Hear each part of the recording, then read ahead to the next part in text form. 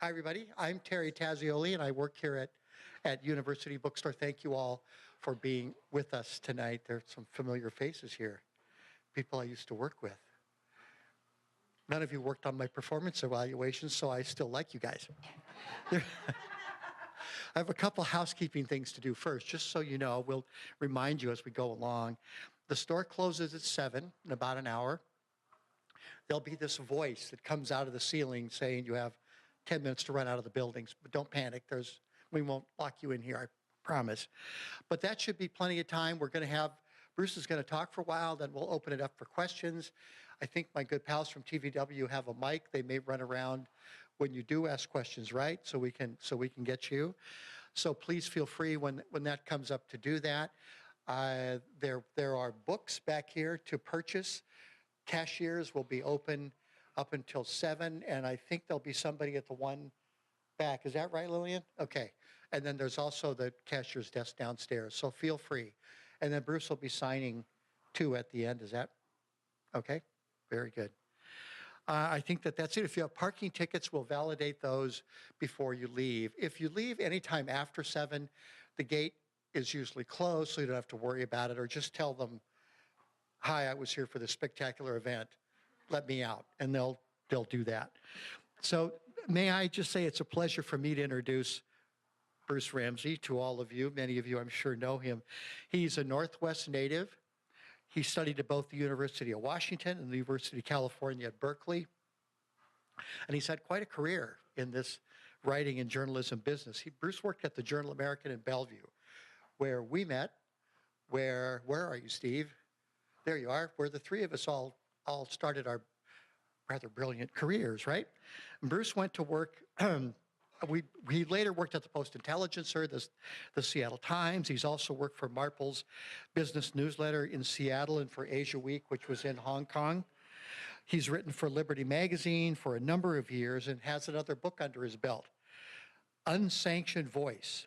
Garrett. I love the guy changed his name to, did you ever find, why? Just thought it was cool. I think they have two names that sound the same, spelled differently. Why not? Ramsey would be pretty good. The book is called Unsanctioned Voice.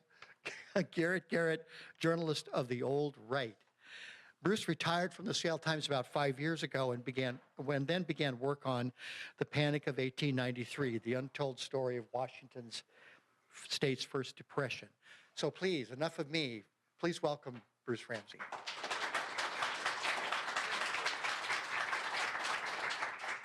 Thank you. Thank you very much.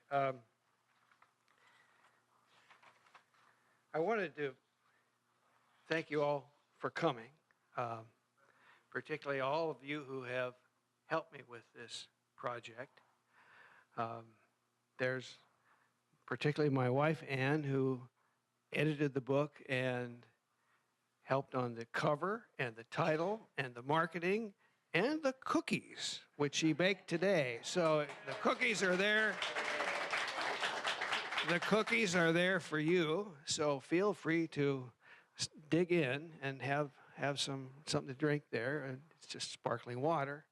I tried to avoid the new Seattle sugar tax. And I wanted to welcome the others here who have helped with the book, such as my son Morgan is here, who read the manuscript early on, Joanne Bird, who hosted a launch party at her home, and others who helped me with this book. This is a book about the Great Depression of the 1890s.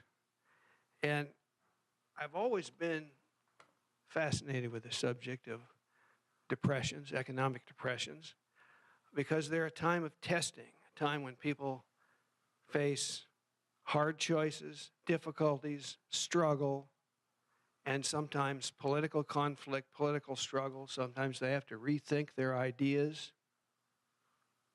And I heard an awful lot about the big one in the 30s from my parents. My mother and father were married in March of 1933, in the week that Franklin Roosevelt closed the banks, was inaugurated, and gave his famous speech about we have nothing to fear but fear itself. So I heard a lot about that depression mostly from my dad, who was an insurance salesman, and he was going across the state of Washington and northern Oregon into lumber camps and was talking to wheat farmers and anybody who might have an income. And so he had a lot of pretty colorful stories to tell about the Great Depression. And I thought about writing about that. In fact, I'd written about it a little bit when I was a young reporter at the PI in the business section. In October of 1979, I talked my editor into letting me write a story on the 50th anniversary of the great crash of '29. And that's going to be next year, will be the 90th anniversary. So it's a while ago. And as I got close to my retirement, I thought, I'll write a book. It seems like when newspaper guys and gals retire, that's what we do. We write books. And I thought I would write a history book because that's what I was interested in. And I thought maybe the 1930s. And then I got thinking, oh, there's been so much written about the 30s, and it's still controversial. The right and the left in America don't agree about Roosevelt and the New Deal still. And so I thought, well, maybe not. And besides, if I had to do a book about the 30s, I'd have to interview some bunch of people who were probably all about 95 years old. And if I did it about the 1890s, I didn't have to interview anybody. It was all documents. It was all paper. So I decided, as a newspaper guy, to start reading the newspapers from the 1890s. And you can go to Suzzalo, not very far from here, in the basement, next to the ground floor, and they have the finest collection of newspapers on microfilm anywhere in the Pacific Northwest. And I spent hours there, hours at home online, where you can read the PI, which was the dominant paper in Seattle, a Republican paper, believe it or not, in a Republican city. That's changed. Read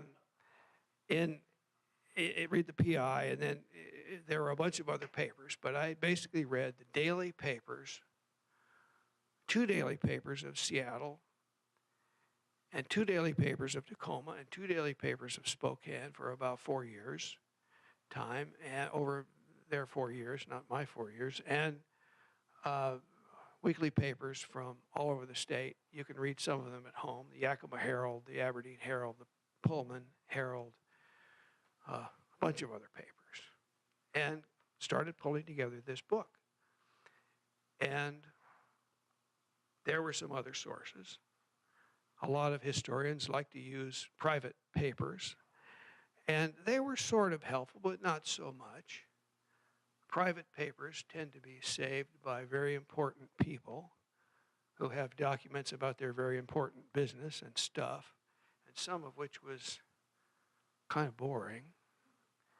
And there were some other sources. Lawsuits sometimes were interesting on the details that would be put in them. And then I found, I found that there were all these failed banks in Washington. In fact, there were about 80 bank failures in this 4-year period. A lot of them little dinky banks. But a lot of them were national banks in which the receiver who took over the banks was an employee of the federal government, of the comptroller of the currency. And that receiver would report by written snail mail, this was the 1890s, to his boss in Washington, D.C., who was the comptroller of the currency, a fairly young guy named James Eccles. And all of that correspondence is back at the National Archives, sort of moldering away. And so I went back there a couple of times, College Park, Maryland, and spent a couple of days digging through this old correspondence with the bank receivers, and they would grumble about, here in Anacortes, everything's gone to hell, and you can't sell anything, and there's a hotel, and it's vacant, and the only value of this hotel is if you tear it down, is the value of the bricks. That's how bad it was. So I did some of that. And so then this book, and I kind of wrote it as I went along and revised it and let the the story kind of rise up from the stuff I was reading in the papers. I tried not to have a view in advance exactly what I was going to say. Just find out stuff. And there were several things I wanted it to do. One of them was I wanted to explain what free silver was, because there was a whole national election in 1896 fought over the issue of free silver with William McKinley versus William Jennings Bryan, the most famous candidate for president who never was elected. And it's pretty difficult for a modern mind to kind of wrap your mind around this idea of free silver. It's such an alien notion. It doesn't have anything to do with getting a bunch of money for free. That hasn't changed. And I wanted to explain something about the populists. We talk of today about the populist, and Trump's a populist, and left people are populists. And well, the original populists were the members of a political party in the 1890s called the People's Party. And it was the most successful third party in the last 150 years. I mean, our lifetimes, we've seen some third party stuff. There was George Wallace in 1968 with his American Independent Party, and what's his name in the 90s with the Reform Party, Ross Perot with the Reform Party. And they were mostly just vehicles for one guy. And the People's Party they didn't elect a president, but they elected several governors, including the governor of Washington. His name was Rogers. That's right. Sorry, I'm lose my track here. John Rogers. And there's a high school in Puyallup named after him. So he's a famous guy, and he wasn't a Democrat, he wasn't a Republican, he was a member of the People's Party. So I wanted to talk a little about that and about the banks. Not too much banking in this book, but some. What happened to the depositors? It wasn't the case that if the bank closed, everybody lost all their money. Usually they didn't. But they couldn't get at it for a long time, and they usually lost some of it. And the bankers. And I thought, well, did any of these bankers ever get put on trial? And did any of these bankers ever go to prison? And did anybody ever get so angry at these bankers that they took a shot at them? And I found out the answers were yes, yes, and yes. And that's all in here. And there was a banker who fled the country, and a couple of them who fled the state, and one went to Mexico. And one of them fled back to the east and claimed that he had lost his memory. He couldn't remember being a banker at all. that guy was from Ilwaco. Anyway, so in all this, I wanted to give a picture of the economy of the state of Washington. This was a brand new state. It had been a state for only 4 years, and everything was new. And people, the economy before the crash, they were building all this stuff for the first time: city halls, jails, streets, sewers, water systems, streetcar lines, railroads, and all kinds of private ventures. And it was all on borrowed money. All the money came from the East and from Europe. I mean, Spokane, built its downtown after the Great Fire of 1889 with money from Holland. And it ended up with the Dutch owned, at one point, a quarter of the property in downtown Spokane. Anyway, and when the Depression hit, the credit was just cut off. And we didn't have a Federal Reserve to pump in a bunch of money. There wasn't anything, the federal government didn't do anything. And the state government really didn't do anything. The biggest thing that the state government did, as far as I could tell, was, for around here, was the University of Washington was just moving from downtown to this campus here, which was out in the sticks. And they built the University of Washington, which was the building it's called Denny Hall now. But Denny Hall was the state university, and they built that during this Depression. But that wasn't a whole lot to keep the economy going. So anyway, that gives you an outline of my project. I wanted to read an excerpt. I know I had a piece in the Seattle Times where I talked about the rivalry between Seattle and Tacoma and kind of my theory about why Tacoma lagged behind and why Seattle got ahead. And if you want me to talk about that, you can ask me questions about that. There's some little things I can read. But this reading I have is a more personal story, kind of a more fun story about the populists and the anti-populists. And the background of this story was that Oregon had a populist governor. He'd been elected as a Democrat, but he switched parties, and he was a very vocal populist. And he wanted to be in the U.S. Senate, and so he resigned the governorship, or he didn't run again, and he campaigned for state legislature for populists all around, because back in those days, the U.S. senators were elected by the state legislature, not by the people. And he lost. The Republicans just swept the Pops out, and that was 1894. And so he's defeated. And so here is one of his fans in a little town of Mica near Spokane. In midsummer of 1894, the populists are tarred with an apparent political abduction and murder. The man is Charles Gloystein, 37. He's a proud Republican living at Mica, Spokane County, a populist stronghold.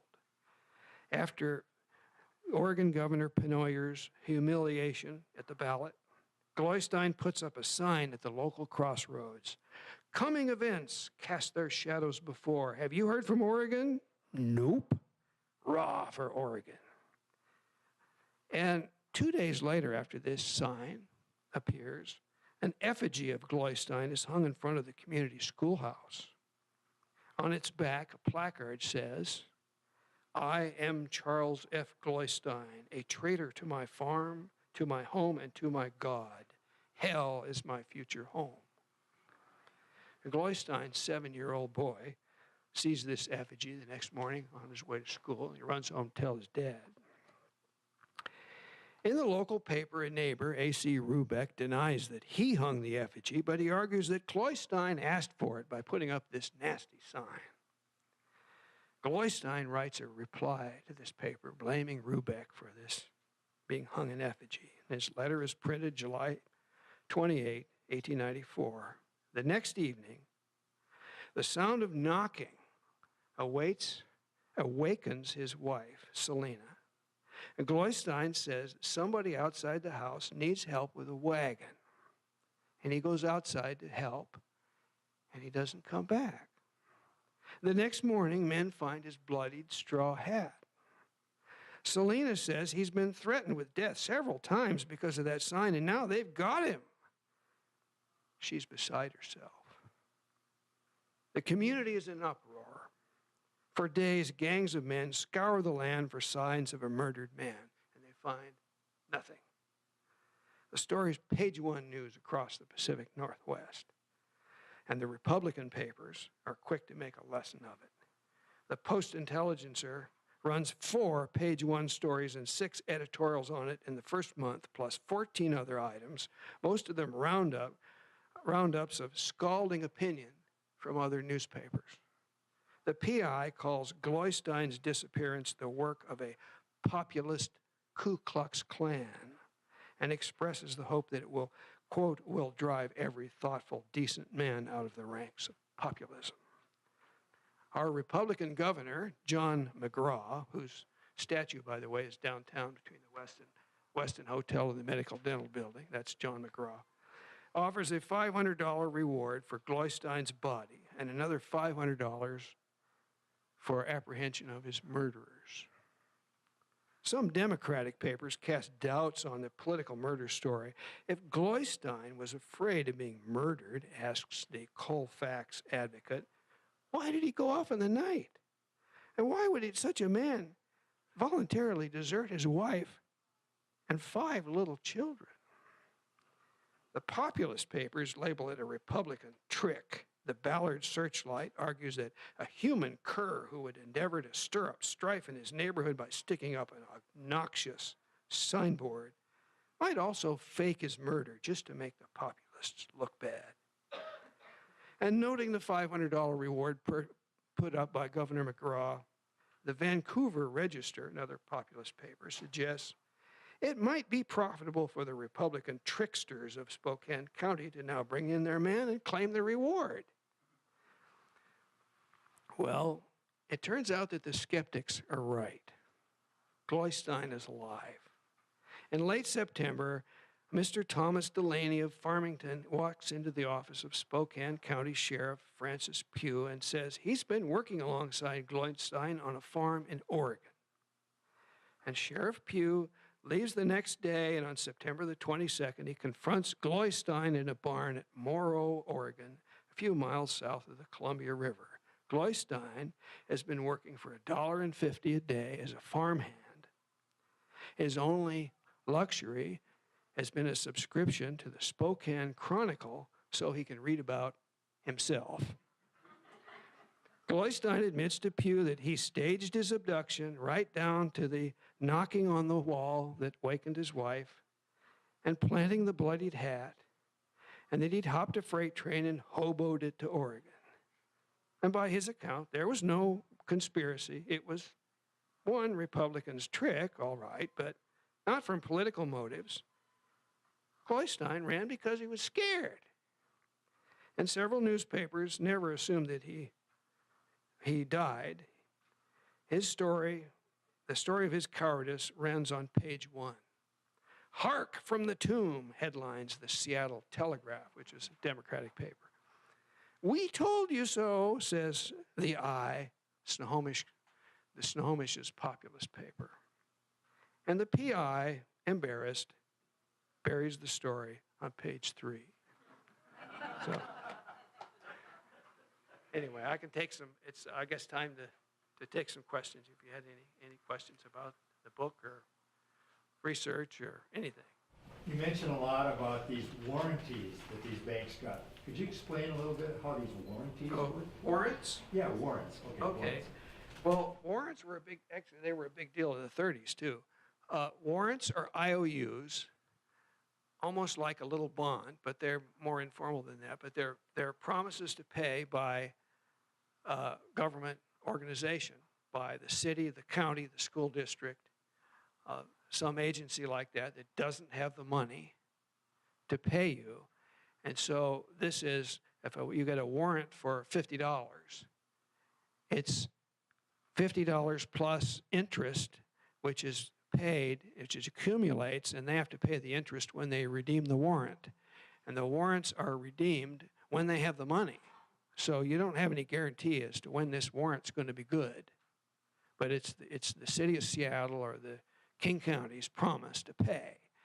And they were paying teachers in warrants rather than in dollars.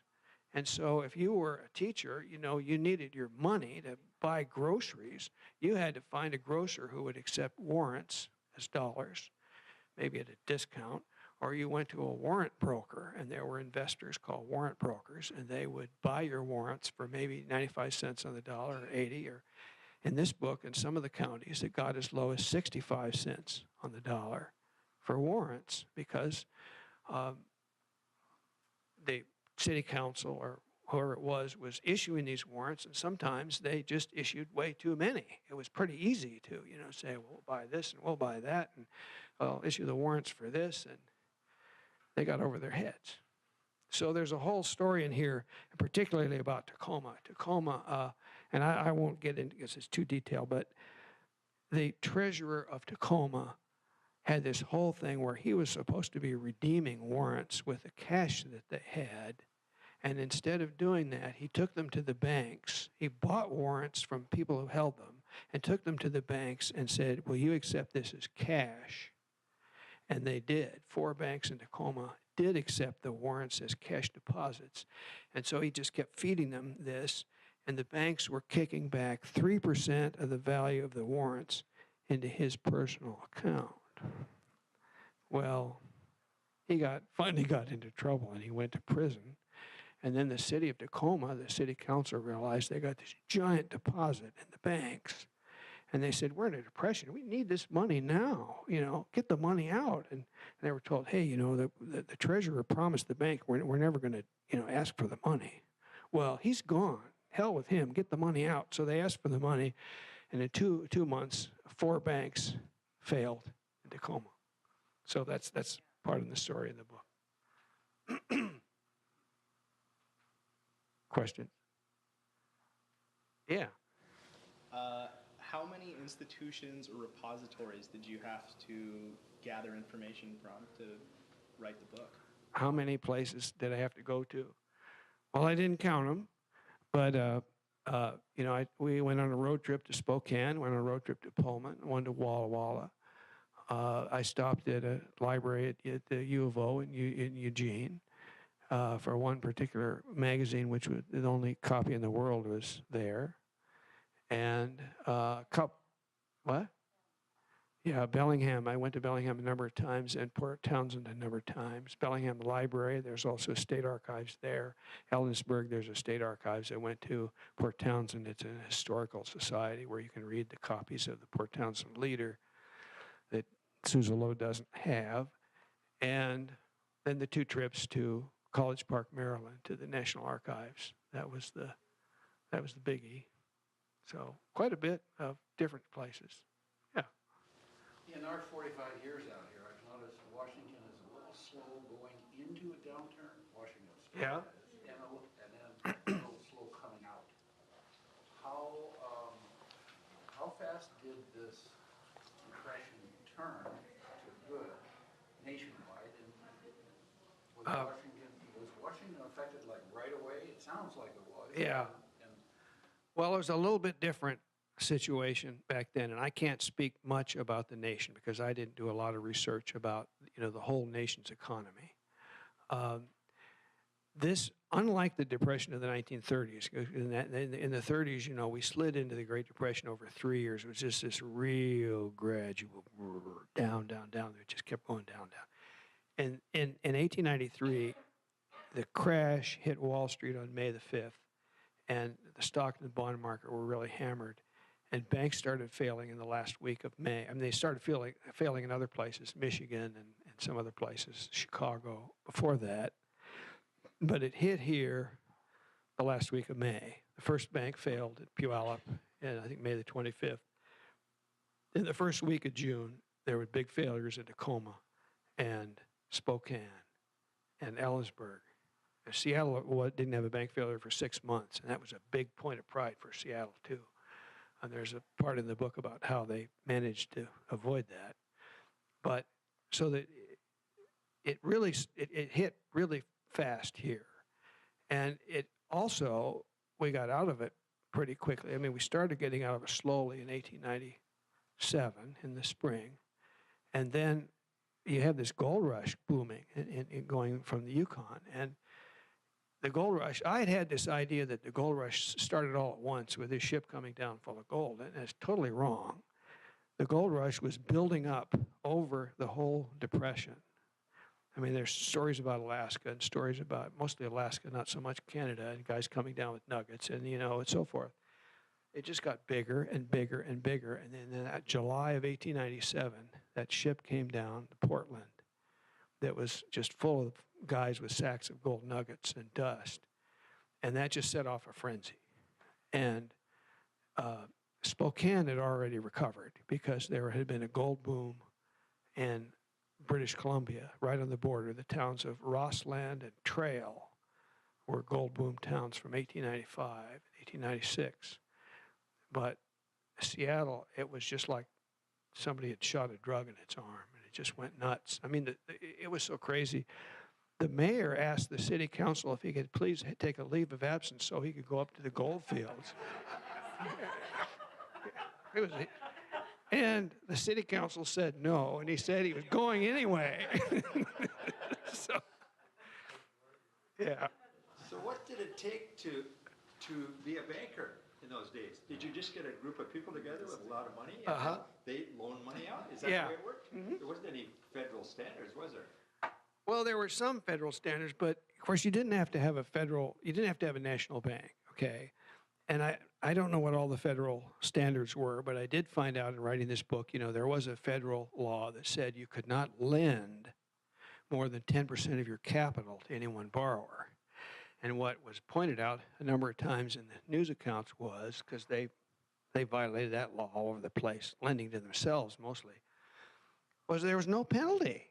It was against the law, but there was no penalty for breaking it. So that wasn't too effective. And, there was the federal law, if you had a national bank, you had a visit from the bank examiner once a year. Well, that's not very much. And the state, there wasn't any state division of banking. I mean, I went to Olympia and said, I want a list of all the banks that failed, in the 1890s. And I had that from the feds. You can get that online at your home computer. Looking at the comptroller of the currency annual reports, which are online. But you go to Olympia and they said, oh, we didn't have a division of banking until 1907. We don't know anything about the banks that failed. They didn't exist. So there is a list in here of the bank failures, and there's about 80 of them. And I made that all up from reading newspapers. So there's the list, but so anyway, the answer is, yeah, just some folks get together with a bunch of money and you start a bank. Yep. And it was always the best building in town. It had thick brick walls and it had this big safe and everything. And that sometimes got them into trouble because the first national bank to fail was the Merchants National. I have a picture of their building here on Pacific Avenue in Tacoma, and it was a real nice building, and they had a real fancy thing, and they had a really great safe. And when it failed, after they failed, one of the bank officers told the newspaper reporter, well, we'd have been really better off. We hadn't built that thing and put all our money into it. But, yeah. After working on this for 4 years, has it changed your personal finance? Well, before I wrote this book, I invested some money in the stock of Washington Mutual. So I already learned my lesson on that. Yeah. So, years ago, and another reporter, a colleague of mine named John Snell, and I wrote this series for the PI called The Wrecking of Sea First. It was about when Sea First Bank failed and had to be bought out by Bank of America. And so, I should have been more suspicious about that than I was. And then I bought a bunch of stock in WAMU and boom. So the answer to your question is I have not bought any bank stock for a long time. I don't have any stock in gold mining companies. It's pretty conservative, my age. Yeah.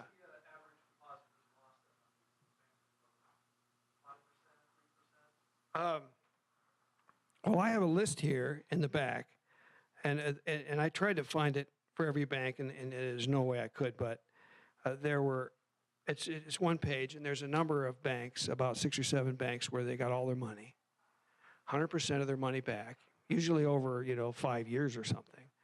And there's one bank in the list where they lost everything, and the next worst was they got 3% of their money back, and then there was one that got 9% of their money back. And that Merchants National Bank of Tacoma, that first one to fail, I think they ended up with 18 cents on the dollar.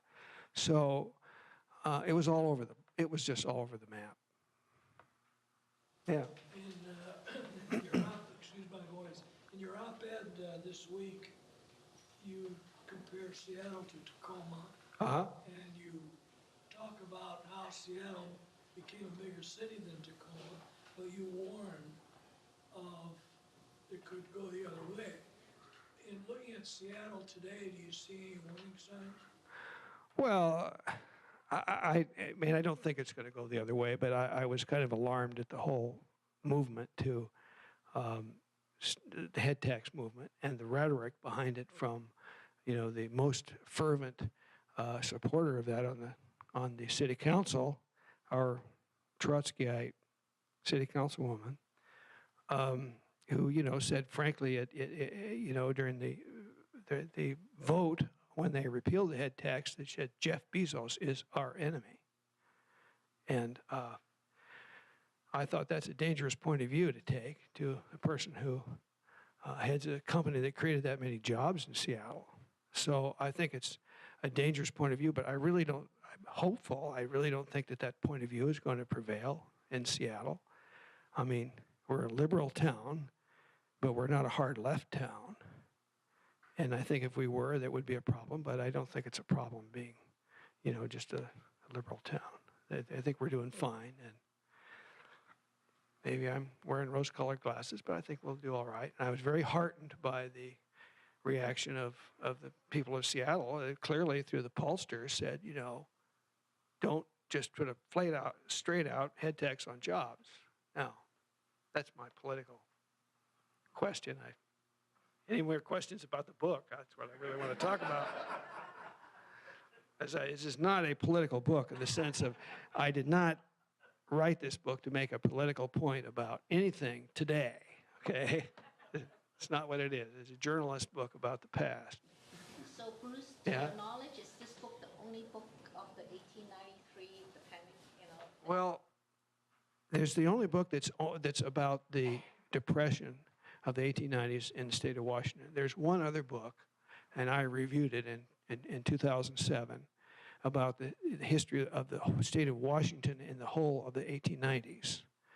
And it's by a man named Robert Ficken, and he's an historian, and he's written a book the way an historian would write a book, and it's not the way a journalist would write a book. It's completely different from my book. And he has, in his book, he has one chapter about this depression. And so it kind of outlines it. And I read the chapter, and as a journalist and not a historian, I thought, you missed all the good stuff, but that's just my biased opinion. So yeah, there's another book that comes close, but not just about this depression. Yeah. Well, I just been reading the first few chapters. I really enjoyed the part leading up to the crash about all the towns that were building beautiful municipal buildings, anticipating large population growth and all that. And as a Northwesterner, traveling these places like South Bend, for example, you're struck sometimes with gorgeous courthouse.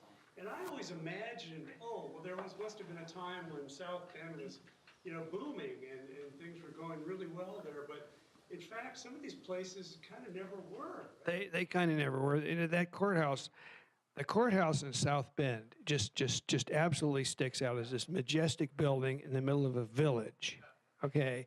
And it was built after the 1890s. It was built, I think, in 1910.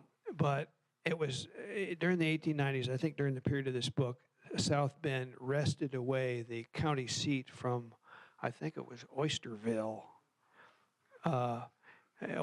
which was famous for a lynching. But anyway, I got a couple of lynchings in this book too, by the way.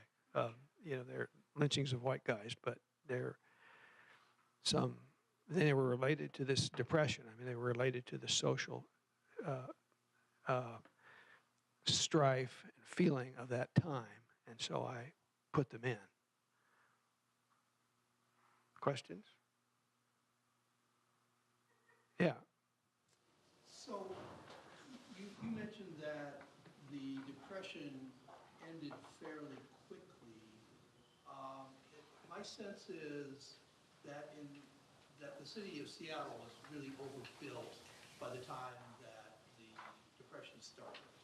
Yeah. There was just building going on, buildings in Pioneer Square, buildings all over. And when the Depression hit, those buildings, a lot of them stayed partially vacant or all vacant for, during the duration of the Depression, because nobody was coming into town to do like what happened in South Bend. They were anticipating this population increase and never quite happened. So after the Depression ended, it took a while to do the filling in of these buildings. And so there really wasn't much building going on until, I think, again, I don't know exact year, but 1900, 1901 is when they really started to do a lot. That's probably right. The Does that sound about Yeah, right? it does. It's probably right. There were a lot of vacant buildings. I do have a little bit in this book about the Coleman Building, which was probably the first building that was built at the end of the Depression. They started it in early 1897, and it's a building down at First. It's about First and Madison. It's still there. And they started building it then as a lower building. I mean, they extended the number of stories later on. And I put it in there because it was kind of a bellwether of a turn in the economy of Seattle. Also because I had a nice piece of art from the PI that I wanted to put in the book. And maybe also because I used to work in the Coleman Building. It's a cool old building. But, you know. At least initially, these people that were coming in were basically passing through, right? They were just stopping here temporarily to go up to Alaska. Yeah. And then, you know, after they failed up there, then they would kind of dribble back into town, and some of them would Right. stay here. But they would buy a lot of stuff here. I mean, so, you know, they were a real boon to the economy, having all these guys from Pennsylvania and New York and, you know, Michigan coming through here and dropping money on tents and sleeping bags. That was a newfangled thing, the sleeping bag. I found one story from a Bellingham paper explaining to its readers what a sleeping bag was. So, any more? Yeah? Not related to the book, but Seafirst Bank, short cliff notes on why that went down, why that failed?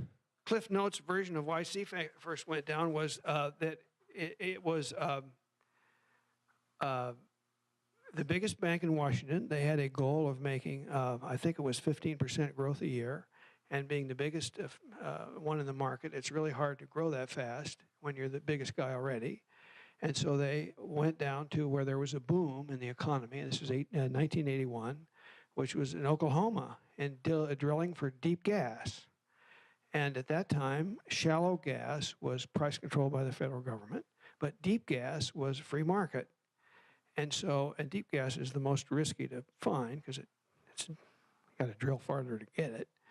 And so they bankrolled all these guys who were drilling for deep gas, and they didn't know what they were doing. And and a whole bunch of the people who were in that business were, you know, former teachers and insurance salesmen and, you know, copy salesmen and stuff. And they didn't know what they were doing. And the practice was that if you drilled a hole in the earth and you didn't find any gas, you borrowed some more and you drill yourself out of debt. And they drilled themselves into disaster. That's the short version of what happened to Seafirst. Anyway, well, I think we can end it here, and I can sign some books if anybody has books they want signed. And thank you very much for coming.